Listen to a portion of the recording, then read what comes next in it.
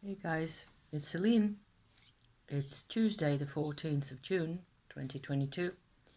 I always say that because just in case you feel the need to watch several of my videos, then at least there will be a point where you can hear me say what date it is so that there's one date for a chronological order, just in case that would make any more sense. If there's anything that can help make more sense of this kind of whatever's going on here, then I'm going to use it if I can. This is an easy way. I'm kind of confused at the moment again. So I want to do a whole big Tummo update. I have things I want to share. I've also been listening to a lot of content on YouTube that is sort of semi-relevant, where I can sort of, from the Tummo experience by now, I can very easily understand much more of what it is that's being referenced in Shaktism, Hinduism, tantric practices, and that kind of thing. I also have opinions about that, which I don't think I want to necessarily bring out that much because, well, the one thing that keeps coming up, okay, is that when you actually practice the kind of thing that I have gotten myself into, everything changes, okay?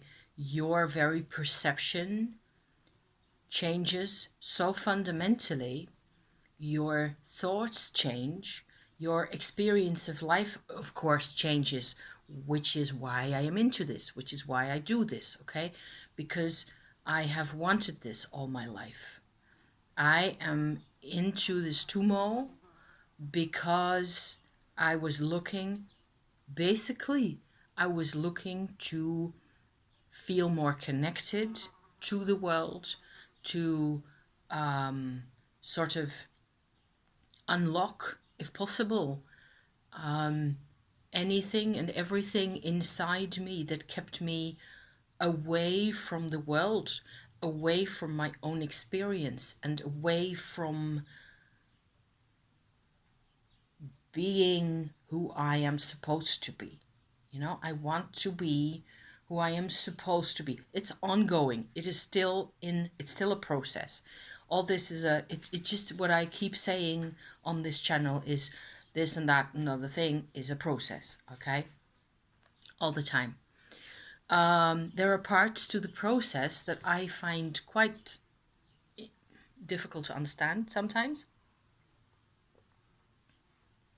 where also recently there's been a little event that happened that didn't take any time at all in the energy for me, where I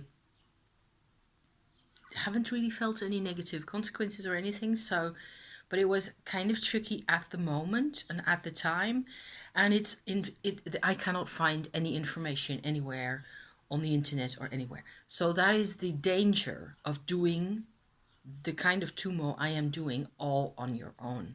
Okay. The more I listen to people talk about stuff and describe stuff and so on, I am torn between two perspectives.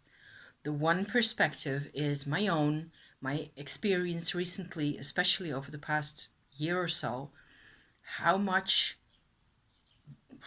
many benefits I have gained from my practice, how much more I understand of things, how much more connected I feel. It has worked. It really has given me miles and miles of space and opportunity to reconnect, to figure things out, to understand people, to understand myself. If I work on that, there is sort of an how to. If you do Tummo in this way, you need to pay attention to a couple of things. I've said this before and I'm going to repeat this again, because you cannot just do the Kundalini thing and then that's okay and that's it and that's enough. And I don't think it's for everybody necessarily. I do still think, on this one hand, this one side of me, I believe that it has been so beneficial for me and so helpful and such a blessing that I can feel, that I can feel in my body. I'm not even talking about how much good it has done me in context of menopause. I mean, just that, okay? The other side, the question is whether I want to publicize everything. You know, do I tell you how to do this exactly? I have told you enough for people who are really, fascinated, and for whom this is apparently their path just as much as it is for me. You can pick it up from my channel, how I have done it, and you will it will come to you. It will come to you how you figure this out, how you follow this path. And then, yeah, you can unlock the things for yourself. And I would have a couple of recommendations that will come in a bit, probably. The other side is the traditional side. There is a large part to the traditional side that says you cannot share anything to do with Kundalini Yoga, period, because it's dangerous. You cannot share a Vajrayogini mantra because it's dangerous. That's what's always been said, okay?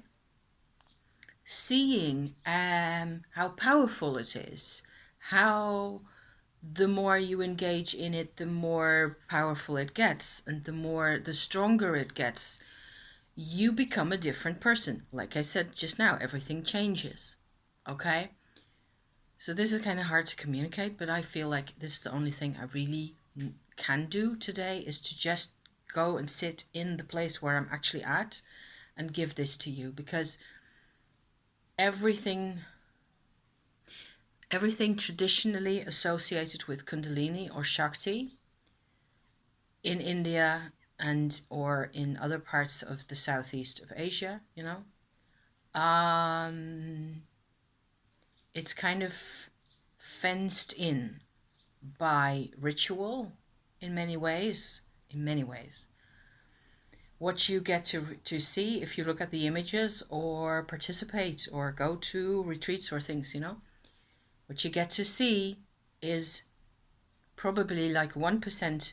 If there's a powerful person there, a guru or teacher who has really got the power, just assuming they've really got the power and they really want you to have some of it, to participate in this, they will radiate a kind of activation, sort of, I suppose, semi-permanently or in doses in particular ritual situations where you are in contact with them. Often what you see on YouTube, on the telly, whatever, is large groups of people, like super large, where I don't assume anybody's getting any activations, really. They're participating, it's an atmosphere. It can be so much fun, to be a part of. It doesn't really do the connecting. It doesn't really unlock anything. And that's in many cases, many cases, and I would argue in 100% of the cases, the guru, the priest, the representative isn't interested in having everybody share in this kind of energy, because then it's the end of his job, her job. It's the end of structure, it's the end of patriarchy, it's the end of authority, of hierarchy, the end.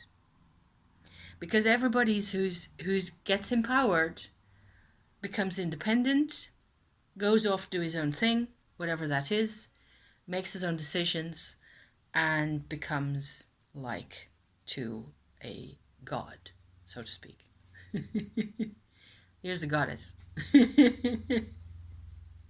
That makes me laugh, because the word god and the word goddess are interpretations, And that's the other thing, is that as a Westerner coming at it from the outside, what you tend to get is all the ritual stuff, all the art, all the colors, supposing you actually go to a place like celebration, a puja, or some such event.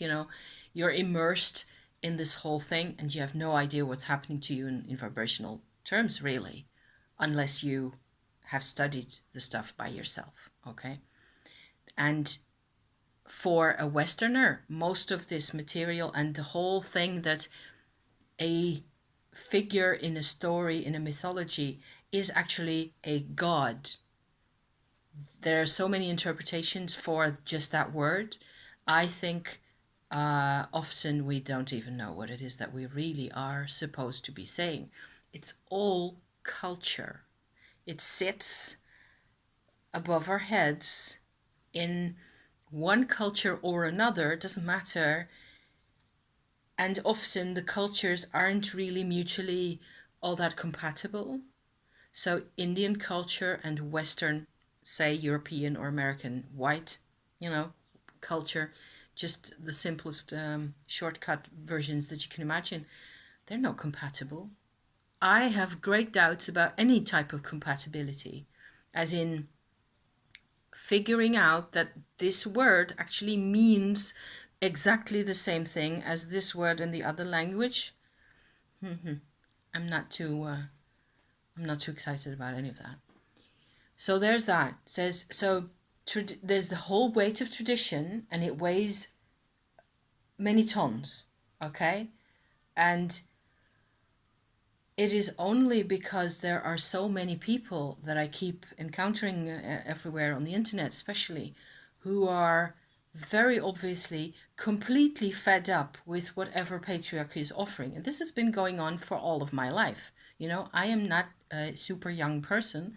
I have seen this go on for decades, myself included, where what society, what the culture offers us, it's not all bad, but problems don't get solved. The climate doesn't get rescued. Women and children are still mostly unsafe. Thugs and criminals and double talk and bad, is still very powerful out there. And people are sort of, over the past years, and certainly in the pandemic years, I feel like many people have drawn themselves inward, which is the place to start to work with Shakti. Everybody with a human anatomy has access to Shakti energy. And so I don't think really myself that I have benefited from any information I have gained or read about before my practice started. Okay? I don't think I've learned anything outside that has actually helped me do my practice. I have figured out my practice as it is myself. My energy, my Shakti energy, and me together. We have figured this out together. And afterwards, after you have done this for a number of years and figured out what it does and what it wants and what you can do with that and how you can sort of stay in control most of the time and or direct it to areas in your life that that you want to, feel better or blossom or grow or change, to that extent, you actually figure this out together with your energy for yourself. And after that, that's where I was going with my sentence here. I just lost my thread for a second, as you could tell, right? Afterwards, you can see the parallels in Hindu mythology, in iconography and art and all the things, I believe I understand a whole lot about Indian art now from my own guts, from what my guts keep telling me. It's about that, really. It is about living with Shakti energy in your life, which is why I always refer to this part of my life as Shakti energy and not as Shakti a person. Okay? I just picked up something useful just now. I'll just point this out, and then I will go on to my recent personal Tummo update business, because all this is sort of an introduction still. Figuring out how much to publicize, how much to talk about. Do you need to? Yes, I feel more and more that I need to actually bring my practice to the forefront here, where you can actually pick up on it more than I have done up to now. Up to now, it's been hints here and there, and you have to sort of put them together, you know? And so I will probably proceed forward with it, because I can kind of feel that I'm supposed to be doing that. So yeah, the useful thing I picked up just now, which I was going to mention in somebody's podcast, is it was a quote they gave from somewhere else that I don't remember what it was at the moment, where Shakti and Shiva in Indian mythology are represented as persons, as with a certain outward appearance, you know, they're supposed to look a certain way. And stories and complexities and all that, you know, more than I think is really necessary. The interesting thing I picked up was that Shiva is consciousness and Shakti is power. Okay? So, what I'm interested in is not the names of the things. I just need a name in order to be able to identify this, that, and the other. I have noticed over the past year, maybe more, year and a half or so, in my practice, that your actual consciousness itself changes. And I have another thought about that, which I will bring up in a minute. And so your self-awareness, your awareness itself is a thing you can look at from the outside. It can look at itself from the outside, because that's a thing it can do, you know. Awareness changes in conjunction together with Shakti energy, okay? It becomes stronger. It becomes, it translates. So that's what Shiva does, okay? Shiva is a translation of Shakti at a human level. As it, if you like, we all become Shiva as we are humans, if possible, most of the time, is what ends up happening. If you practice long enough, you yourself change, you become more decisive, you become, things don't mess with you as much, you know, even though things can occasionally, if you're traumatized like me, there will be bits and pieces which still, you know, boggle you. But I suppose if I am aware of my awareness in this way, I know this gets really confusing, okay, but then more and more as I do this, I grow to a state of being a Shiva, really. I don't worship Shiva. Worshipping Shiva hasn't really got anything to do with it. Even though I kind of think it's kind of cool and it has aspects to it which I kind of appreciate. But it doesn't matter to me whether you call him Shiva or any of a dozen other names, because that's culture. You know, that's where I stand so far. I have been super interested as a Westerner, without the culture, without any of the ritual and the prayer and the mantras and all that, none of that really, in engaging with this energy and seeing what happens, really. I am a walking, talking experiment. You know, that's what I am, really. So the other thoughts that I was going to mention here is that I noticed a couple of things, really. How, and maybe this is one of my sort of a Shiva-ish ways of being nowadays, is that I tend to look at the self, you know? I tend to try to find myself in my life, in my awareness, in my everyday existence. I often have to look for myself in my life, because things get messy, I get overwhelmed, things get super emotional, emotions trigger me, triggers drag parts of my energy down below the surface where I can't see it somehow. There's constant movement. I lose the center. That's what happens to me the whole time. That's kind of a, difficult situation for the Shiva in me to be in, because, or maybe not, maybe it just takes time, to figure it out. One of the things I figured out was that, and this is the point I was going to make, that you have yourself sitting inside you in your body. Okay?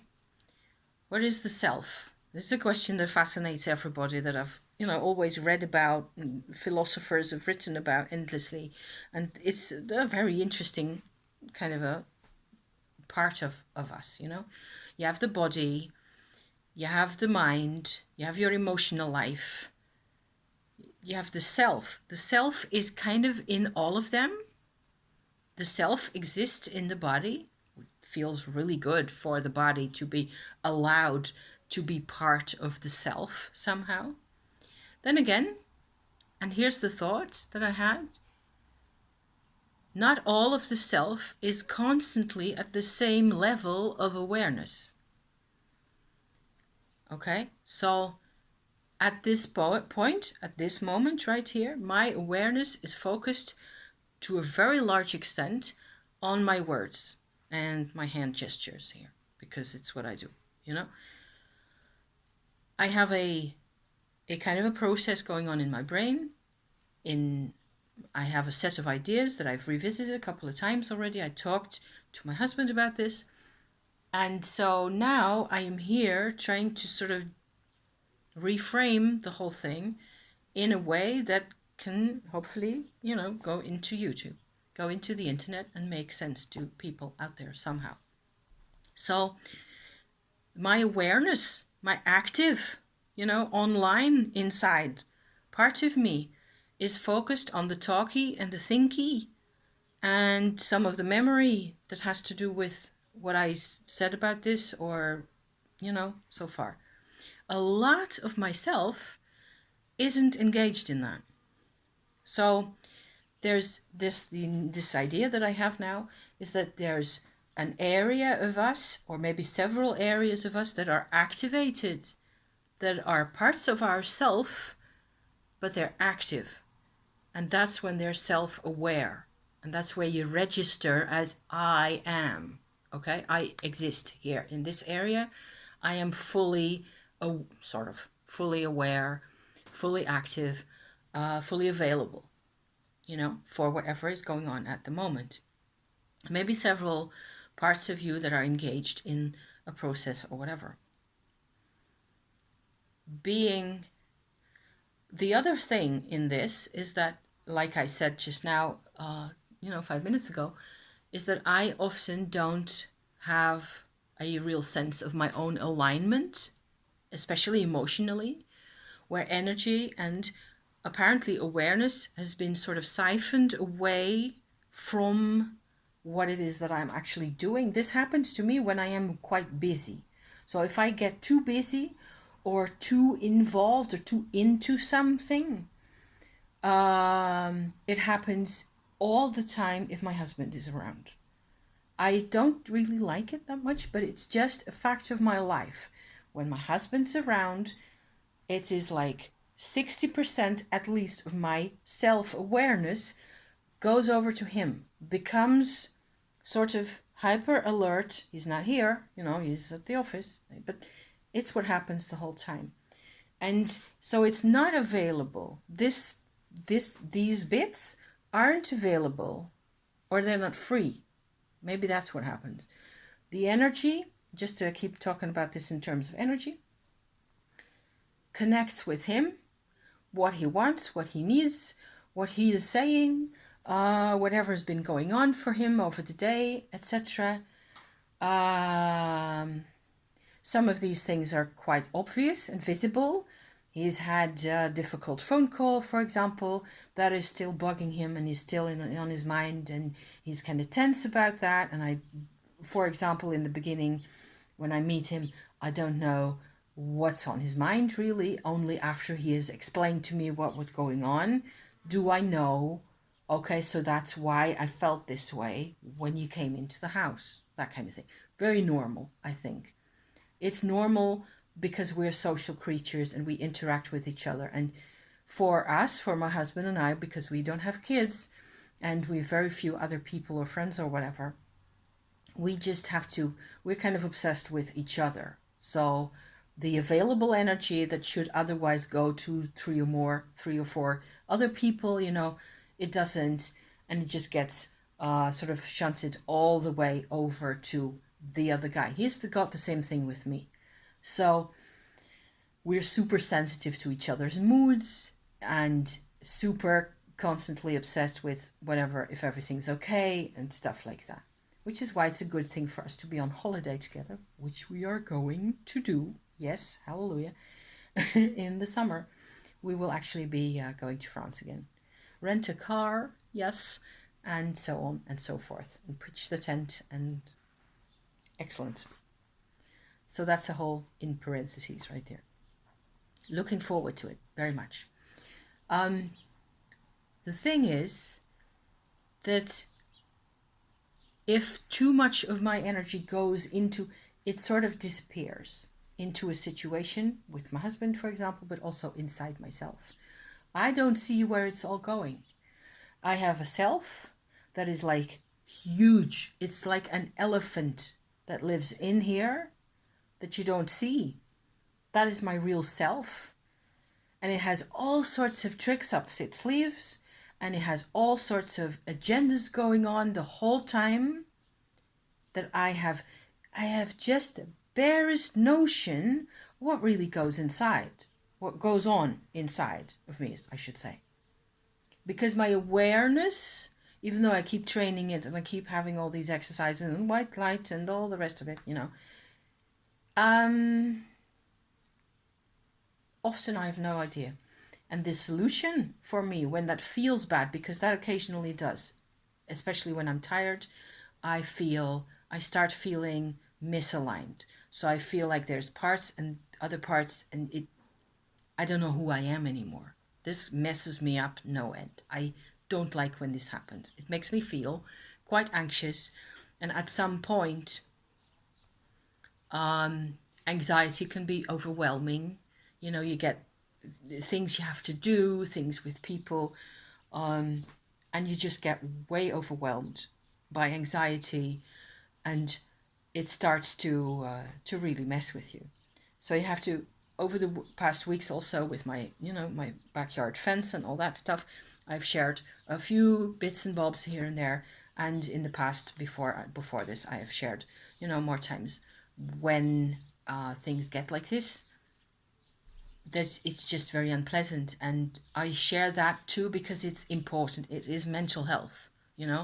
This is a channel where you get both the Tummo and the Shakti business and the philosophy and the mental health, hopefully, if you're willing to sit around long enough to absorb all these things as they get, as they come to you. So I found over the past couple of months, I think maybe since the winter, that my magic word it really is alignment inside. And it's really hard to describe. It's not really a trick that I can explain very easily or describe a process that I can describe really easily. Like with the Tummo, I can describe how that goes. And if I, give you steps 1, 2, 3, 4, 5, you can do your own Tummo, basically. Not so with alignment. I suppose for me, it's really personal, and it has to do with a kind of what your core values are.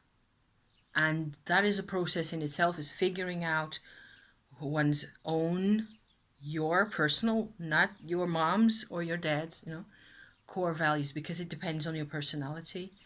And a lot of this is about, I think, if you look at people as positive creatures, so as not an absence of a lot of things because I'm autistic, or I have ADHD because I cannot control things enough, or whatever.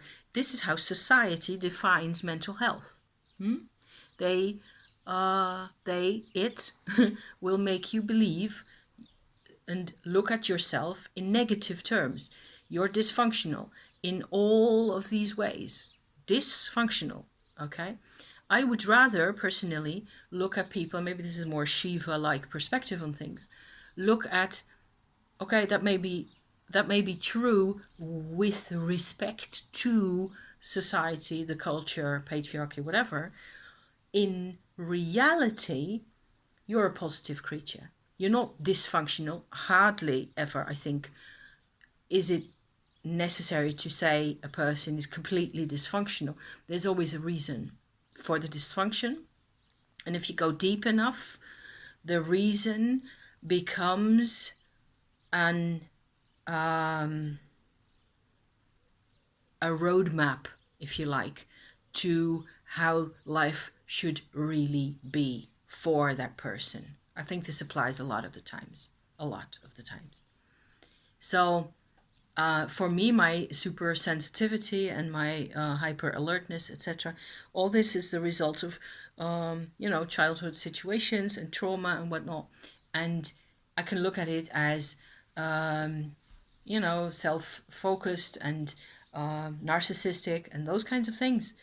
And it has transformed through the Tummo, especially. But before that, I was already working on this because I like to think of things in a positive way. I'd like to see these things are superpowers. People say this nowadays, that hypersensitivity and empathy and things like that are superpowers, and you should look at them as such and value your capacities and your talents in that way, rather than always feel that you have to adapt to the machine, It just doesn't make any sense. So, alignment, yes, that's where I was coming from, actually. It has to do with your core values. And for me, one of the things, I'm constantly on a path of discovery with this, but for me, certainly, one of the things that freak me out most of all is disharmony, when when people are really at odds with each other and trying to make the other guy shut up, basically, and there's violence. That's just basically triggering, and I think it triggers a whole lot of people.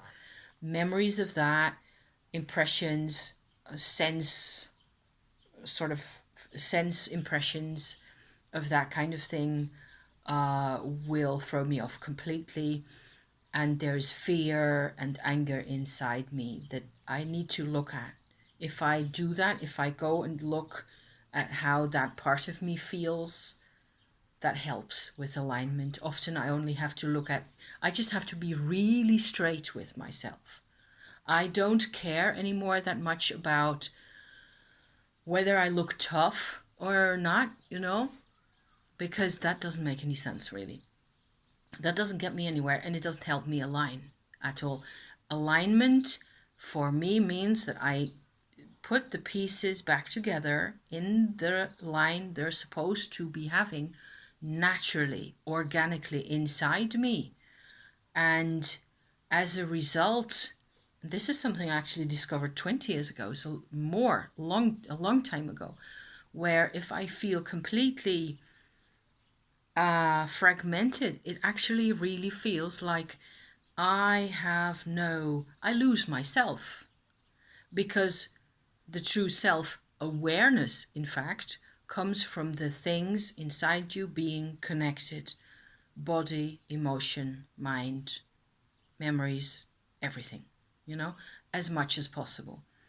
So I've got a fairly high bar nowadays as to how aligned I need to be in order to feel good and in order to be productive in whatever it is that I am doing at the time, whether it's making videos or messing with cards or making dinner or anything else, because it really, I really need to have all my little wagons, all my little carts in order. to do the things I do. So yeah, and this has always been the case, and it actually turns out that my train has been pulled apart so many times that for the longest time there were just a couple of cars trundling along behind my mom, who was the locomotive for, you know, the half of my life really. And only by now, sort of slowly, I'm coming to a stage where I'm actually spending more years on this earth without my mother than I had with her, you know, back in the day. And it doesn't matter that it's that long ago, because there are things that are 50 years old that are still very much alive in my system. So yeah. So but that's how alignment and the self and self-awareness, you can always think of the self as something, hopefully, you know, the idea is that the self is untouchable in a good way. How do you call that? Like, nothing ever really changes the self, and it is unique, and it is self-sufficient, you know, those kinds of things. It is complete always. You cannot break it or take parts out of it. That is the idea of the self, really. In actual practice, what we're dealing with is our self-awareness.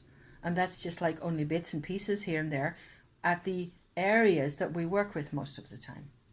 So this is one of my perspectives, and the other perspective that I have nowadays with alignment is that what works for me really well is that if I align outward into the elephant, you know, like kind of thing. So I am prepared to align with parts of me. It's because it's about what happens for my mental health, for how I feel, for how I can deal with my life, you know, how I can go out again and be a complete person and not, you know, suck at life. That's the idea here. In order to get real magic out of that, I can align with parts of myself that I know nothing about. It's like a opening up to a wider area outside what I'm aware of, but it's still inside of me. Okay, so I kind of felt that was quite kind of, you know, cool and magical and interesting. I have actually been talking for 37 minutes. In terms of, this took longer than I expected. Then again, I didn't really expect anything or prepare anything that much, because I had several things that I wanted to talk about today. This is just a couple of them. One other thing, I'm doing Tummo. I'm going to come back to the Tummo and hopefully buckle this up in under 50 minutes, you know, was my idea.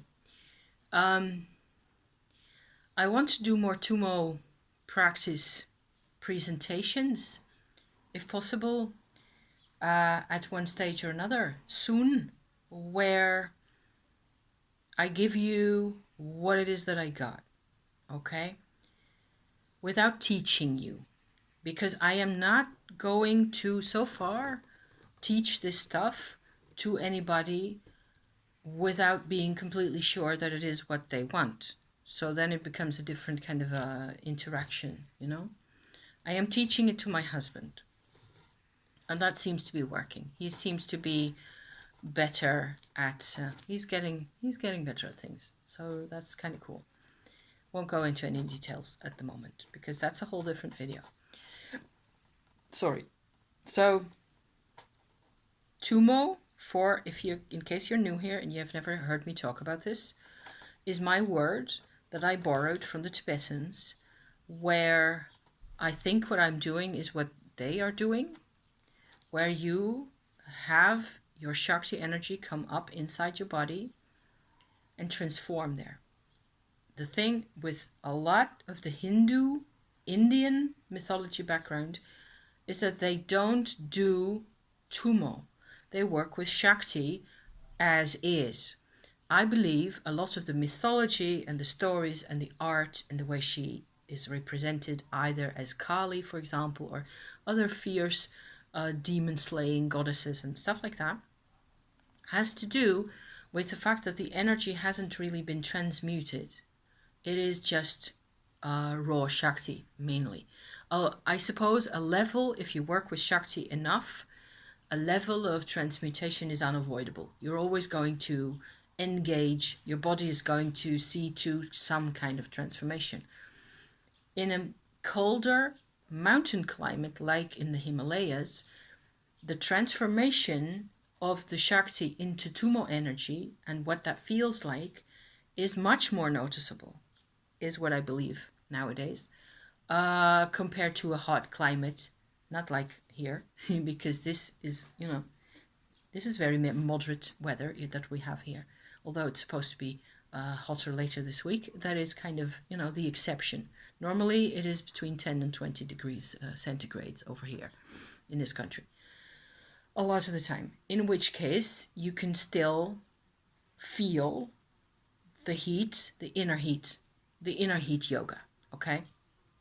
Comes to you if you let it. There are locks in place in our underbellies that prevent us from, feeling more of this process and having this process become a larger part of our lives. That's prevented by a few things in the underbelly.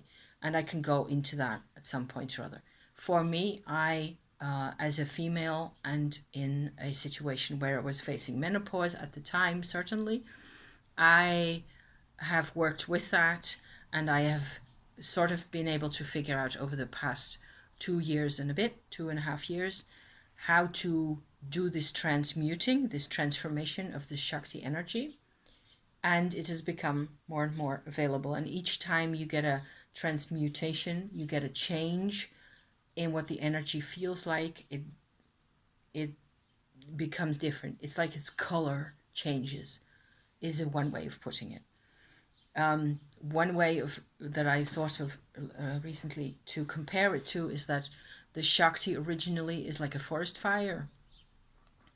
The transformations it goes through are like you go to a stage where it's glowing coals, glowing embers. And then you grow to a stage where it is like the sun. Like how the sun, the complexity of the vibration of the sun, that is more what the tummo becomes in like, that's what it becomes like in your brain. So each level, each in your body, each sort of a centimeter or so going up, each inch going up, there's a different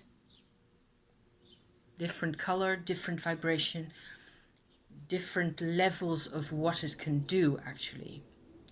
And as our consciousness gets more complex going up as well, from something that's really primal and almost animal, completely animal-like, where it is about food and drink and sleep and reproduction, under here, from up here is where we start to have to communicate with each other in ways that are much more complex on all sorts of levels, entertain long-term relationships and so on and so forth. And then up here we have to think about everything and to keep things mental health wise in place, or keep them changing or moving as depending on how you're doing really in here, and just a very basic kind of an outline of what the parts are of this process. For me, recently, I have been working on this transmuted state of the Tummo energy inside my skull, in my brain, most of all, which is the total freak zone. I was expecting some kind of freakiness to come out of this. I was kind of hoping to maybe this will eventually happen, to become able to see auras or things like that, to have more paranormal what I consider to be paranormal experiences or whatnot, it's a bit more personal than that. It's a bit more practical, and it comes out in the forms of understanding and intuiting things about people more and more whenever I really need that. You know, it comes out when I really need it.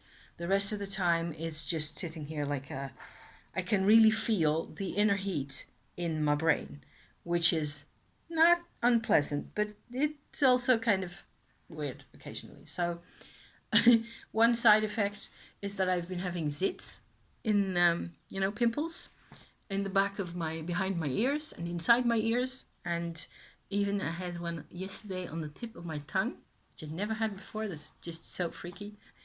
Small, little pimple like there. I had to get rid of it because it was painful, and it's gone now. It's fine. So detoxing is a thing with Tummo. That's one way you can know that you're actually really doing something, and it's really affecting the whole, of my body and my metabolism and everything. The thing I wanted to reference or to explain, if possible, going from just to share how weird, what the kind of weirdness is that I've been having with Tummo in my brain, okay?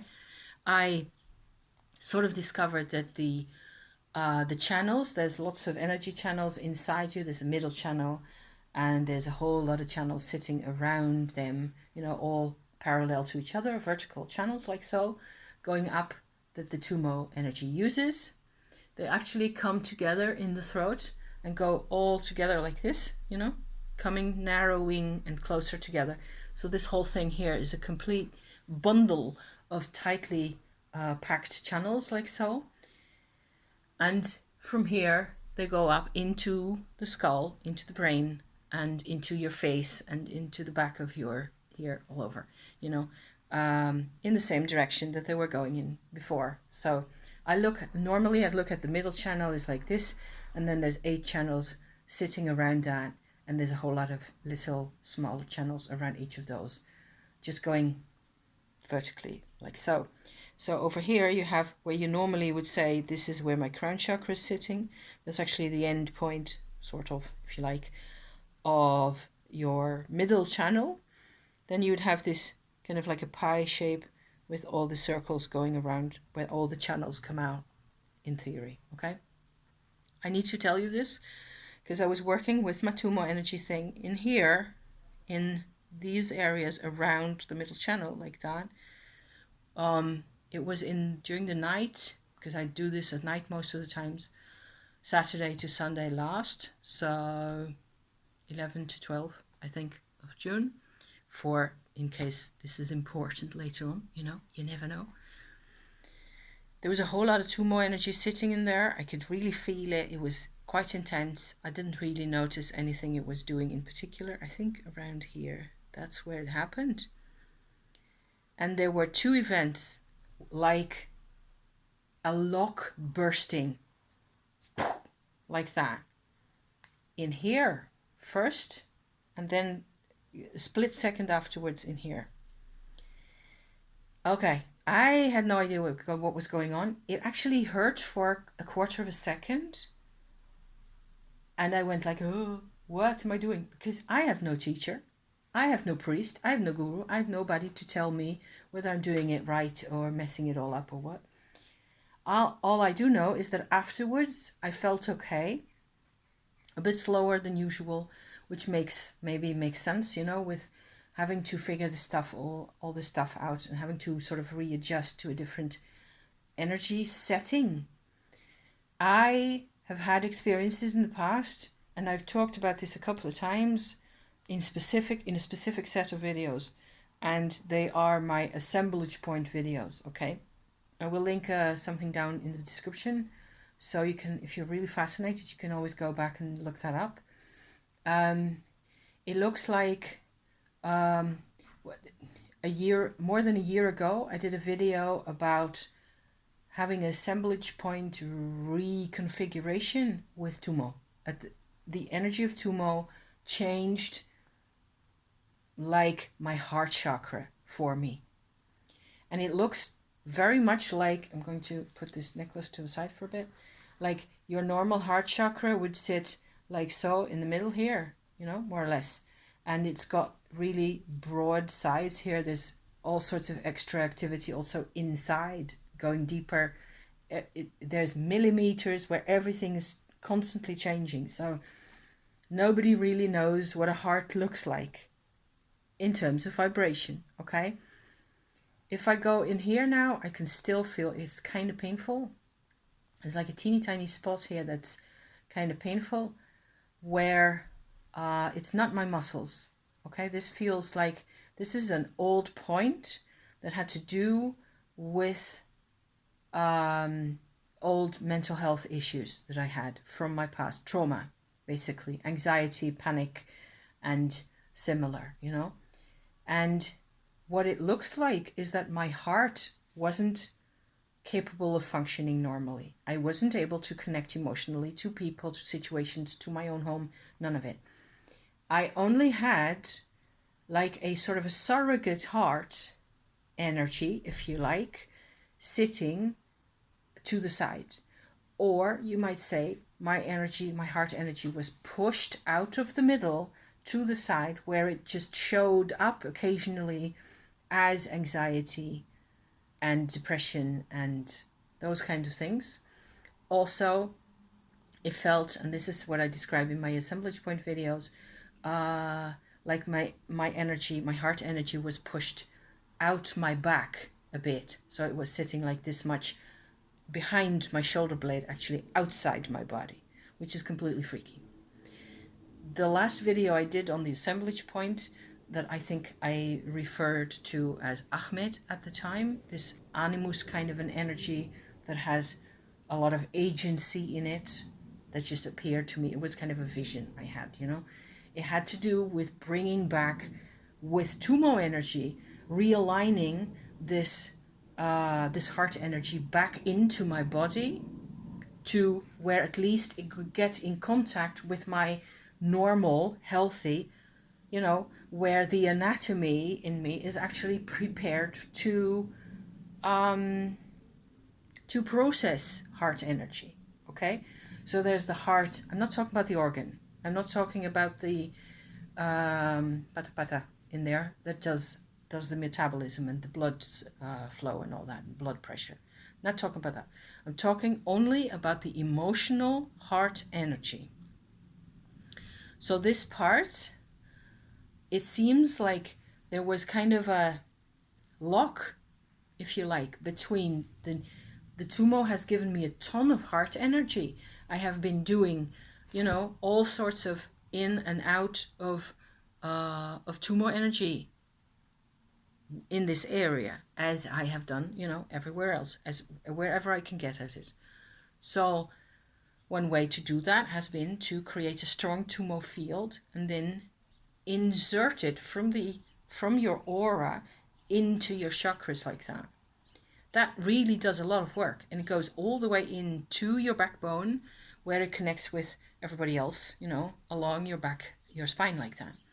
So fabulous exercise. You get really compact, really compressed, easily controllable Tummo energy in those ways. It's a really great exercise to be using. Completely different from the middle channel practice that the Tibetans use and all that. So this has been getting a lot more air. It has become kind of part of me. It's like I've grown a second heart, a real heart this time.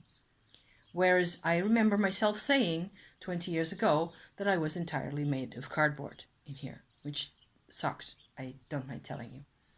But there's sort of fragments of the cardboard heart, the surrogate structure that sort of held the old energy in place, that's still there.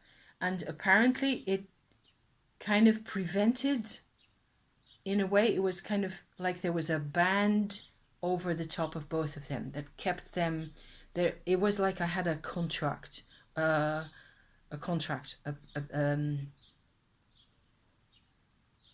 obligation is the word I was looking for, to not be a fully normal heart energy person.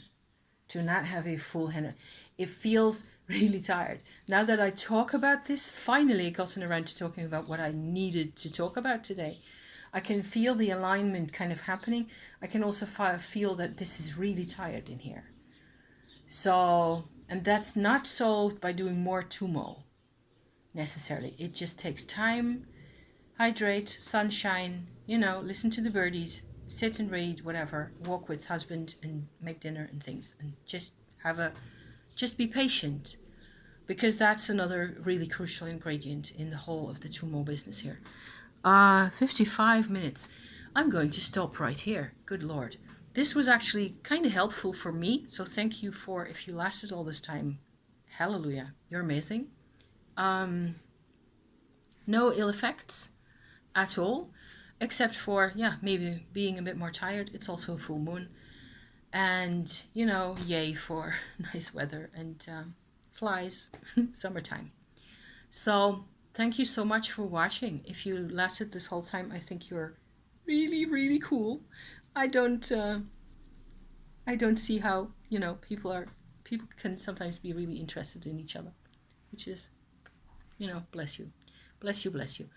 I hope it serves to light a positive flame in your life, at some point or other. And you just can go, be confident. Be sure of it, because nobody else is going to do it for you. Okay? Thank you for watching. See you next time, guys. Thank you. Bye-bye.